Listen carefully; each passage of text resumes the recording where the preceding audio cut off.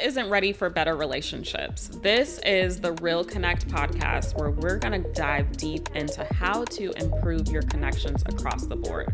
Whether it's you making $1 million deals or creating friendships that are going to help you reach the next level, or even having a solid partner and lover that is going to satisfy your needs and your wants.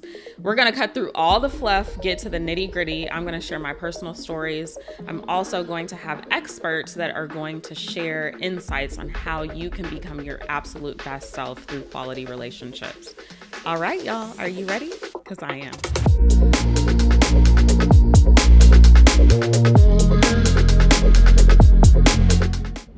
All right, welcome back to the Real Connect podcast. Today's episode is a bit different.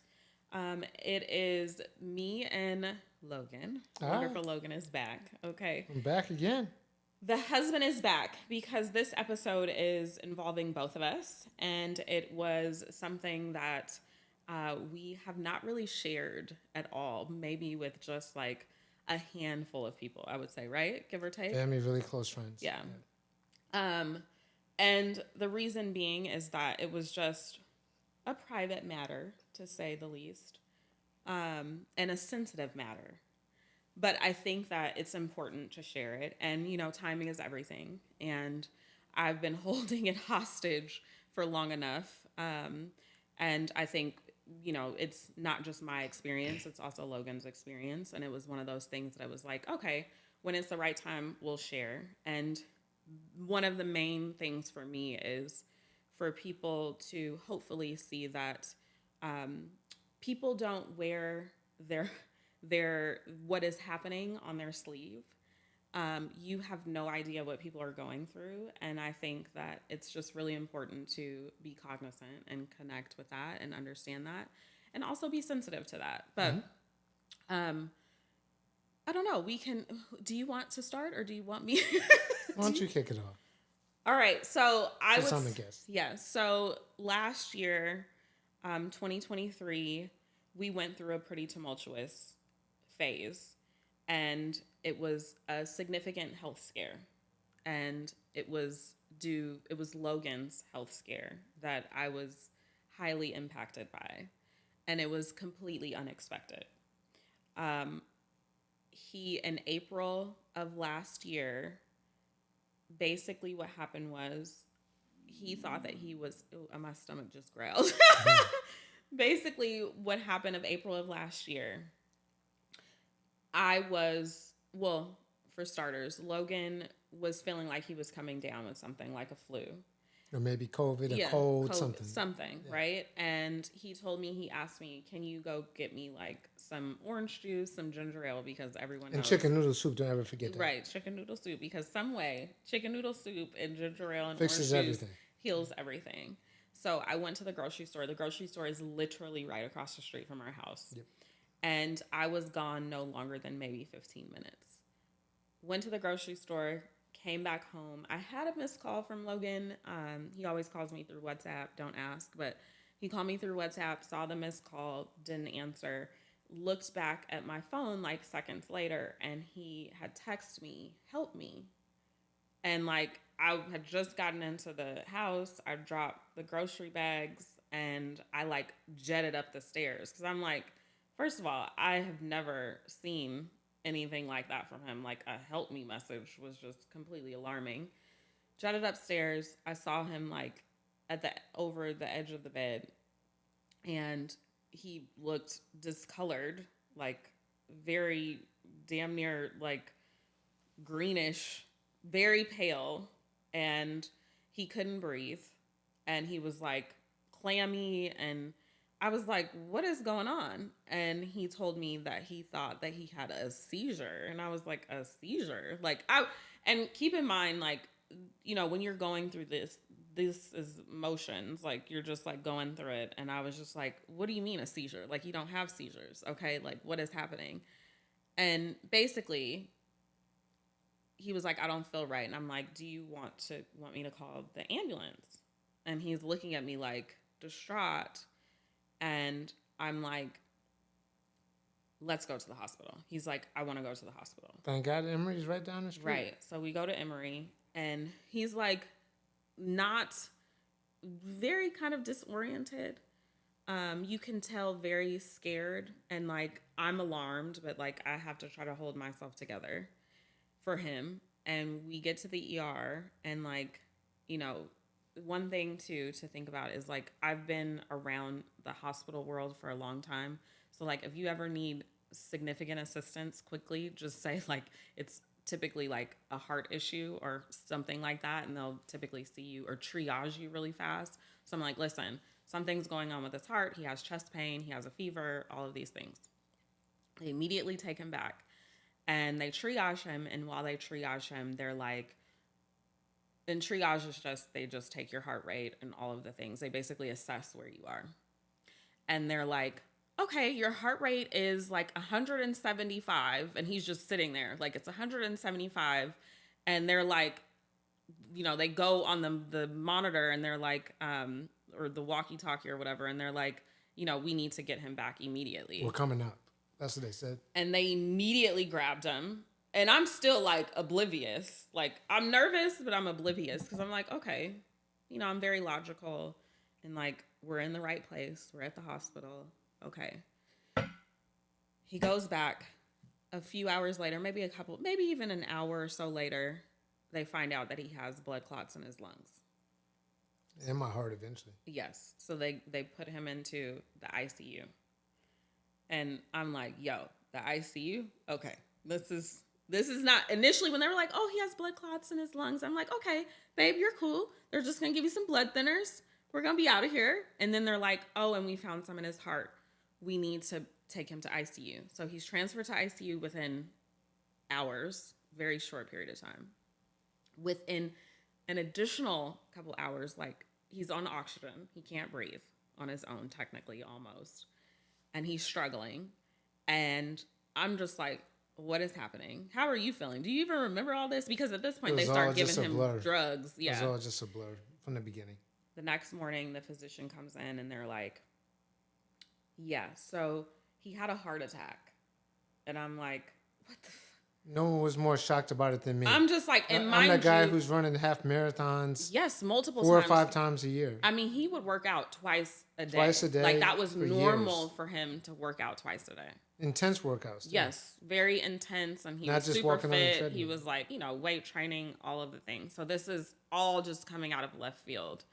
And they're like, at this point, I'm like, not emotional, none of the things.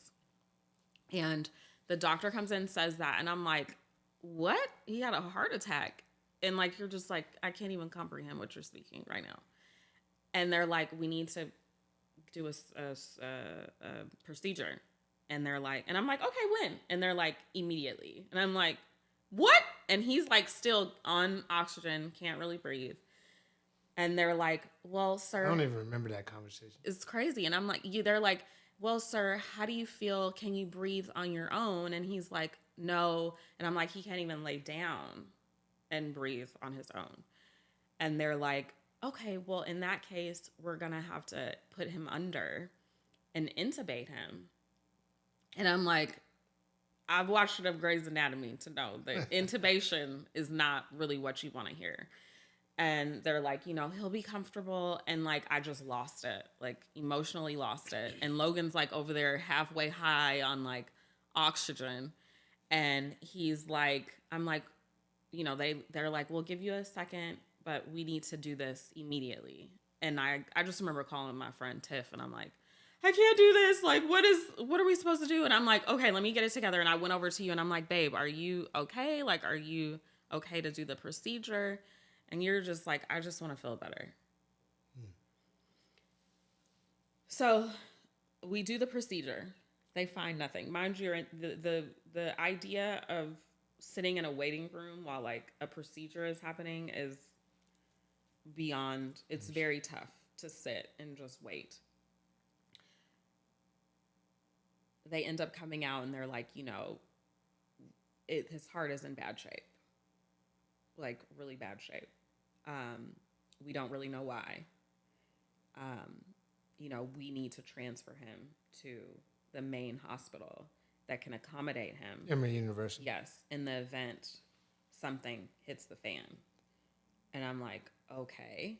And, you know, the nurse comes out and she's like, it's going to be hard for you to see him because he does not look like, you know, the way that he came in.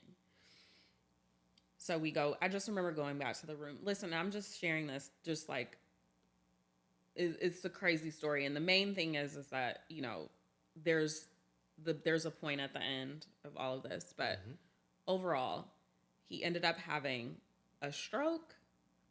Can't tell I've had a stroke. Still got He ended the up biggest having a mouth I've stroke. ever had in my life. Yes, having a stroke. He was not, when he got out of it, and that's another thing, like having to have a conversation with the physician to be like, okay, we have to get this blood clot out of his brain, and are you okay with that? The risks associated with this are death. And you're just like, okay, you know, and this is like literally your best friend, the love of your life, and like you're struggling to figure out what to do. Emotional wreck. But had a stroke, came out of the procedure of getting the blood clot out of his brain, and he couldn't talk. Like, he wasn't talking. He wasn't responsive. He couldn't move his arms, legs, nothing. And I just remember being like, listen, I don't care what happens. Just let the man come home. Like, I just want my man home. And, you know, I remember like telling you, I was like, listen, babe, because I was like, I'm going to give you a little bit of time to like rest. But come tomorrow, you going to say your name. And I just remember you like looking, and within like 3 hours, you said your name. So the point to me, the whole story, and you can share your experience, of course, this is not all me, but the whole story for me was like, we went through a lot and together, and we've always gone through a lot together. I think a lot of people in relationships are not prepared for this kind of stuff. And it's more likely than not that this kind of stuff will occur. And you have to really stick together. And there has to be love. And there has to be like a mutual respect for one another. And an understanding that like the other person, no matter who it is going to have your best interest at heart. And I'm a strong believer that love heals. Mm-hmm. And we had a couple of friends that came in and saw like just how invested I was, and we have been together. And I just feel like that situation just made us much stronger. But you tell me how you feel. Yeah, no, it's a lot of things to think about and react to. And even how you feel now. Yeah, first of all, I feel great. So I'm here in this chair feeling awesome. When you think about who you choose as a mate, who you choose to be the foundation of your circle, there are certain points in your life where it's validated, right? Maybe there's a business decision where you guys get it right and you nail it. Maybe there's another decision where you cut somebody off who's not good. In both you guys' lives, that's toxic. You nail it. Mm-hmm. There's a time when you're sick and in need in a hospital, and you're validated and you remember why you chose that person to be your better half. Mm. And obviously being in that environment with you taking control of all the decision making, making sure my best interest is at heart, right? You met the task. Like you do I get a star? No. Yeah, you get 16 gold stars, right?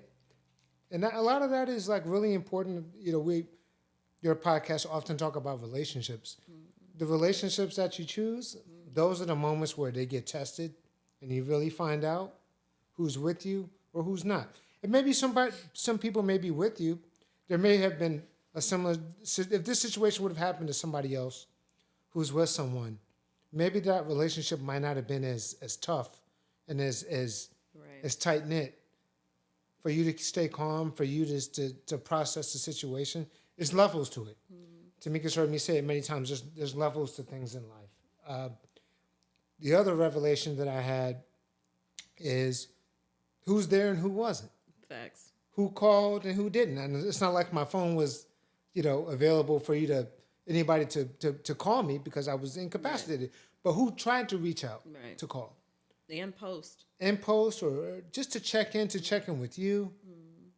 You know, relatives who I hadn't seen for a long time flying cross country to see me, Right. and some other people who I thought really were my really tried and true best friends. Nothing.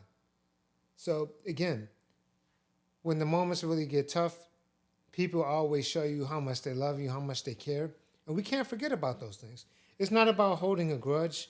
People in your life are always people in your lives. They don't go away just because maybe they didn't meet your expectations. But Please. you have to, you get placed into a box. You're in a penalty box. And it's going to be hard for you to get out of it. Right. Like if you ever watch hockey, get in a penalty box for 3 minutes. You can't come out until the 3 minutes is over. Some people are going to be in a penalty box for a lot longer than 3 minutes, right? So that was very revealing. The number of people when I got access to my phone, the people who reached out who cared, that was very, very telling to me. Even the closest of relatives didn't meet my expectations, and I'll leave it at that. There was a gap in what I thought they should have done, and the things that they didn't do spoke more than the things that they did. But that's real. Look, I get it. It's a traumatic situation. Everybody's out of sorts. Everybody's all jacked up, screwed up. But you have to rise to the occasion. Yeah, I mean, that's just like everything else when things are tough. That's an excuse Yeah. to me. Like, Yeah. I think everyone deals with things differently, and I understand that. But like, you have to show up for people in any way that you can. Your mom flew cross country. Yeah, mom. I mean, and also, I had a friend that for 25 years that I thought I would want to call or would be the one to show up for me. And in turn, it was a person that I had just met 4 months earlier that was willing. Shout out to Diana. Diana Moore. Right. Shout out to Diana for real, for being a great friend and just a great person and a human being to say the least. But I think that it speaks volumes that like when the going gets tough, as you said, who's gonna be there? Mm-hmm. And who are you more inclined to want to be there? Yeah. And then just to transition this conversation a little bit away, but keeping in the spirit of like the context of this podcast, we need to be really careful about who we really invest in. Facts. Sometimes your family, when it comes down to it, when you're on your damn near deathbed, they're not going to have your back like that. Mm-hmm. I know that's a hard thing for people it's a hard thing for me to process. Mm-hmm. It's a hard thing for you to process. Mm-hmm. It's a hard thing for everybody who's listening to this podcast to process. Sorry, there has to be a point in time where you really trust people who are not necessarily your family, and people who you love equally, and people who you really know and trust are going to have your back. So, I think that's the biggest takeaway from this situation for me, from my vantage point. Yeah, and it's not always likely that the people that you thought would show up would be the ones to show up. And it's also, for me, it was a big monumental thing for me to actually ask for help. I don't typically ask for help because it's just not a comforting thing for me to do. But I was in dire need and I asked someone for help and they showed up. Yeah, yeah. And there's always a false sense of security with family. Yeah. Everyone thinks family always has your back. Right. Maybe this is something we could talk about in another podcast about family. Honestly, in my life and a lot of other people who I know, who I really trust, who are really good friends, family are the biggest offenders of letting you down. Facts. On whatever level, many different levels. They're not there. They're not interested. They don't take an interest. Like, it happens, and it's real. So we need to make sure when the dramatic foundational things happen, we really have a good circle around us. And yes. I was lucky to have that with you. And a lot of the people who were in that circle for you, you wouldn't have thought would have been the Oh my gosh, like the people that showed up for like random relationships. Yeah, it was based on quality relationships. And people also recognizing the value in being the person to show up for me and for you. I also just want to touch on the fact that like I think a lot of people have people around them and they have no idea. Like you invest in people and like people are there for like the great things.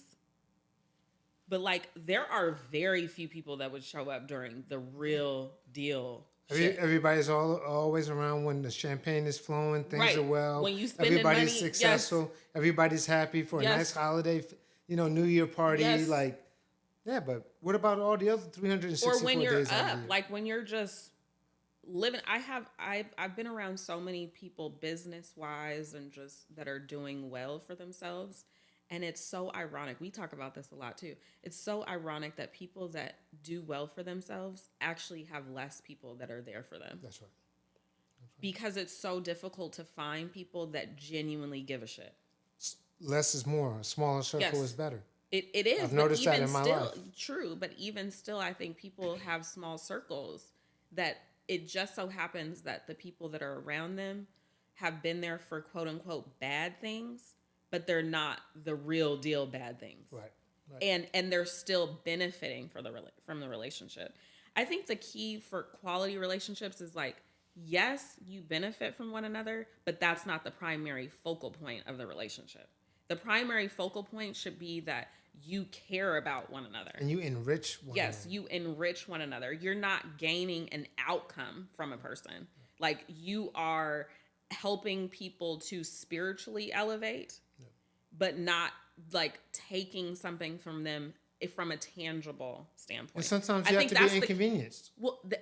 that's a good one because the people don't realize like quality relationships are an inconvenience sometimes. Right. Whether because you got to show up when you don't feel like it, you got to be emotionally available. You got to be emotionally You available. got to check in. They don't want to sacrifice. They don't want to be inconvenienced. So just think about the people that you have in your life. Definitely. And evaluate. And listen, do you if you and that's from top down. The family, closest person in your family listen, who you think is the best person in your family, listen, whether that's your parent, listen, whether that's your aunt, listen, whether it's your brother, just because do an examination. We've had to evaluate practically everyone after this situation, just because people were not showing up the way they were supposed to. Like they just did not invest or care to invest. I think that's the key. They didn't care to invest in anything. And I've lost people and I'm kind of grateful for it. Like, thank you. Yeah. Because now it's less worrisome for me to even think about whether you're going to your space is cleaner, better. Way cleaner. Oh my gosh. The air is better. The atmosphere is better. I'm free. I'm free. I'm completely free. Well, listen, I'm beyond grateful that you're doing well. And our lives have changed because of it from energetically, I would say. We appreciate one another even more. For sure. And I think that's another thing too. Like you get to, when you go through hard things, you recognize that like you can rely on one another. You can trust one another more. You can be there for one another. All of the things that you're supposed to feel, we feel even more. Yeah. And he's just head over heels in love with me. Of course. Of course. Even more so than ever. And vice versa. He's really my best friend, and I would give him my heart if I could, but then where would mine be? Right. But yeah, I think just always we end with a challenge. Challenge yourself to assess folks and just be clear on who you want in your life and be clear on who may or may not show up and be willing to ask for help when needed. Yeah, and don't just keep that friend around that you've known since you were 17 in high school. That hasn't grown with you, hasn't evolved with you, doesn't really check in and see how you're doing. You could just know there's a little bit of a disconnect, but you just feel the pressure to keep them around because you guys have ties. Yep. You went to high school together. No. You went to all the big games together at homecoming, all that kind of stuff. Like somebody was on a cheerleading team, somebody's on a basketball team. Like those ties are great, but foundationally, the life is much bigger than those ties. So just make sure the people that you have in your life are growing with you. I'm not saying to cut them off, but just know that. Meanwhile, I'm saying cut them off. Right. That people have to grow and meet your timeline too with how you grow.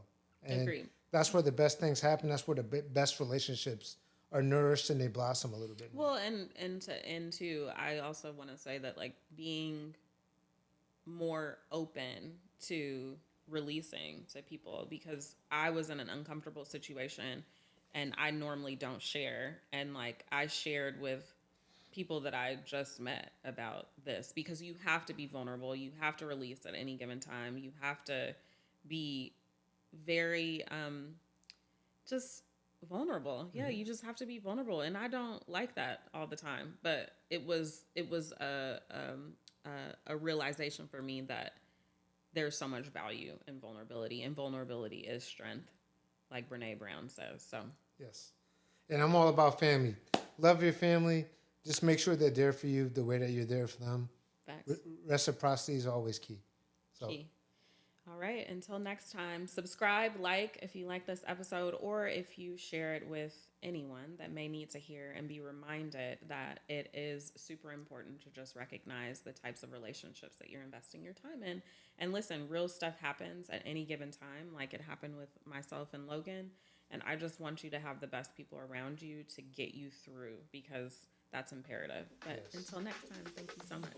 Cheers. Thank you so much for tuning in to the Real Connect podcast. Make sure to comment and subscribe, and we will see you on the next episode.